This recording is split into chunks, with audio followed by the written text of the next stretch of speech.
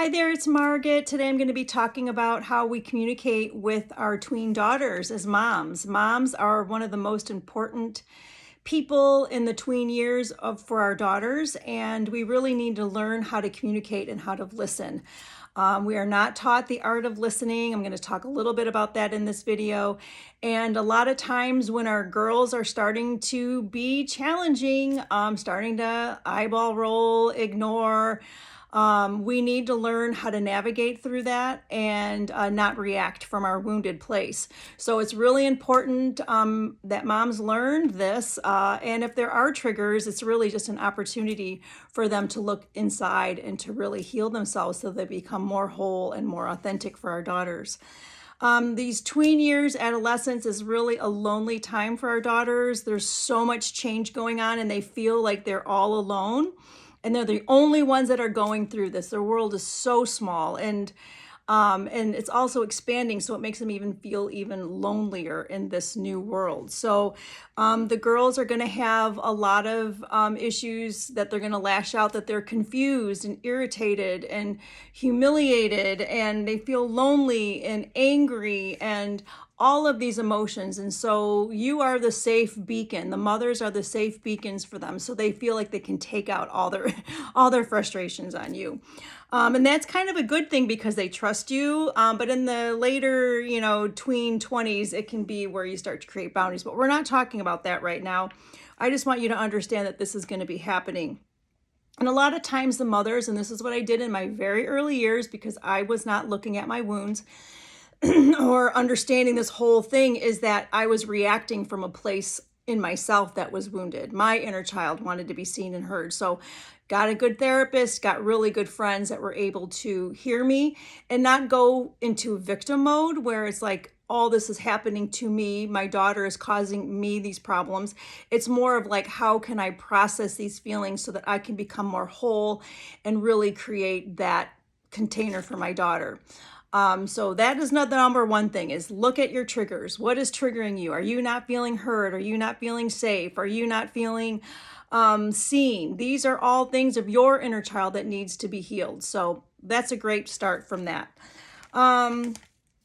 Number two is we need to understand the over-emotional brains of our daughters. They are not fully developed yet, and it's not going to happen until their early 20s.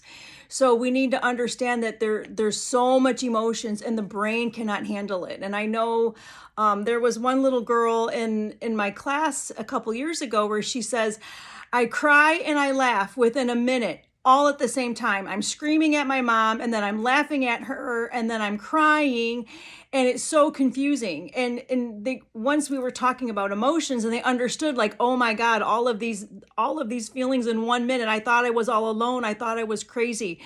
But they're not. This is just how they are trying to cope with all of this in their undeveloped brain and feeling all of these emotions, going through these new cycles of menstruation. It's just a very confusing time. So moms, the number two tip that I'm going to give you is really begin to understand that undeveloped brain of your tween. There's many books out there. You can start Googling it, but it's really understanding how they are emotional and how that brain is developing. So that's the number two tip that I have for you. Number three that I wanted to talk about is it's called the Daily Temperature Read. It is founded by the head of the guru of family therapy in the 1970s. Her name is Virginia Satir, S-A-T-I-R. She developed this daily temperature check-in. And there's 5 ways that you can check in with your daughter. I had to learn this the hard way. I had to go to therapy because my daughter was frustrated because I was not listening. And that came in with just a simple check-in that she taught us. We ended up using it all the time, ended up using it with the whole family, and then was able to kind of create our own way of doing it within a circle of our family and using different talking sticks. And so, but the 5 that Virginia had started is that you ask each other these questions. 1 is what you appreciate about yourself. 2 is new information that you both haven't shared with each other. Number 3, puzzles, like what's on your mind? What have you been thinking about lately that's really just puzzling you? Number 4 is complain. A request from change from the other person. And when my daughter told me that I wasn't listening and I needed to change that, that was a real, I don't know, hit across the head, that I needed to really look at why I wasn't able to listen. And number 5, what's your hopes, wishes, and dreams for yourselves? What are something that you're looking forward to, that you're dreaming about, that you're excited about? And by having these just daily check-ins, even if you do it weekly or monthly, take your daughter out in a little mommy-daughter date and really have these conversations. It doesn't take very long. You can do this in a couple minutes. But it really appreciates that you're being heard and she feels safe and she's being heard. And actually, by just talking about it, she's able to process a lot that's been bothering her. So I'll put that down below, the 5 difference of the daily temperature read. And this is a very, very helpful tool that I've learned from a family therapist. Number 4 is you need to learn how to hold space, active listening. We don't know how to do that in our culture. Our ancient ancestors knew how to do that. Stop talking and learn how to listen. Listen with your whole body, your heart, your ears, your eyes, just all of your senses. And when you do that, you really shift the energy.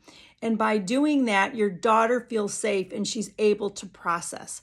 A lot of times, mothers, me included, we want to fix it. We want to change it. We want to give them advice. We want to judge it. We want to hurry up and do it for them. But this is taking their power away. We don't want to do this. They're trying to figure it out. And we really need to understand that we need to listen and hold that space without any judgment, with just pure love. And that takes practice, but you can start doing it now as they're becoming little adults. So start the art of holding space, the art of active listening. And number 5, I think the biggest one that we need to practice is trusting our intuition. This is going to be a dance in the next, 10 years or so, is that dance of between when do I keep my mouth shut and when do I give them guidance? When do I allow them to fall on their face and when do I, kind of help them around that wall that they're going to run into. This is the only trust of your own intuition that a mother has. It is not trusting a professional, a teacher. I've tried to do this and I ran into problems. I thought everybody knew better than me from the very young age, and no one knows better than the mom. And we have our intuition. We have to begin to trust it. And this is really going to play in these really trying years, is when do we say something and when do we pull back and hold that space? And we really need to navigate that. And I have so many different examples with my daughter, is just allowing her to go through it. And it's going to be very difficult. No one is preparing mom for this stage, because when they were babies, they were only surviving because of us. We were able to know when they're hungry, know when they're happy, know when they're sad. And now we have to practice this letting go piece. And that is very difficult. But trusting just to let them go and allow them to navigate through themselves, trusting their own intuition, making their own mistakes, falling down, learning from that. And then, there might be times where it's no, I need to intervene, and you got to trust that. You got to trust letting go. You got to trust and I can't tell you when the perfect timing is.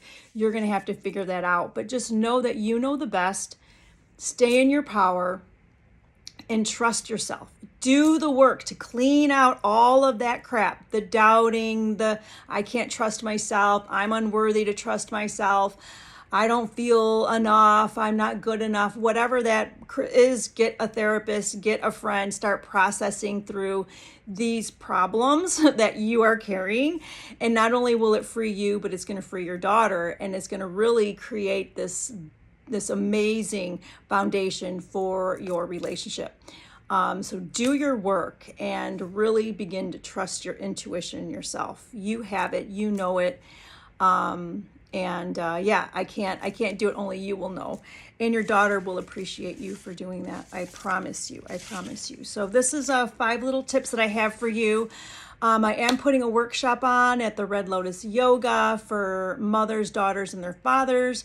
It's a 4-week program, jam-packed with 8 different classes for you all to really start setting this foundation and to create these lines of communication clear and to practice and to share with other moms. So if you're interested, please check out redlotusyoga.com or just send me a message how I can support you. Hope you're doing really well, and I wish you all the best on this journey with your tween. I love you. Take care.